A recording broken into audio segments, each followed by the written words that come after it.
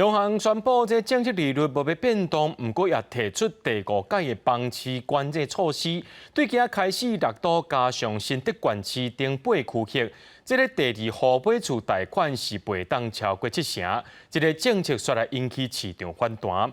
本地是想要讲阻挡一寡人来投资，颠倒会去影响到真正买厝来家己住，世间想要换大间的族群。不过有专家认为，这个政府的做法是有放较软啊。 来，不好意思，这边请进。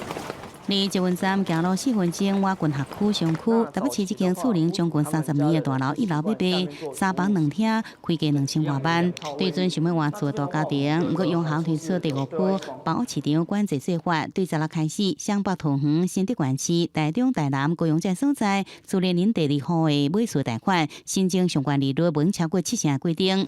以2500万的厝来讲，原本用贷款到8%，总价能贷70%，张自备款要加准备250万。 只有1成的差距，我想应该是大部分民众可以接受的范围。我觉得都没有降啊，就是越来越高而已。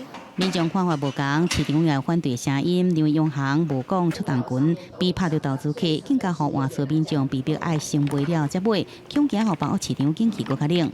会限制这些换屋主要先卖屋再来买屋，其实这是一个对换屋主来讲是一个风险。 那1成呢？怎么去投资可能会是一个大问题。我们看到现在虽然讲房市是慢慢下来，可是我们的房价并没有明显的下滑嘛。这是一个温和渐进的所谓软着陆的做法，让房价慢慢的出现这样的一个效果。我觉得这个央行做法是很值得肯定。央行总裁杨金龙讲，观测到这8县市内底有2笔买厝贷款的人数增加，所以讲修正买厝贷款的规定，避免资金过度流向不动产，确保金融业风险的管控。记者综合报道。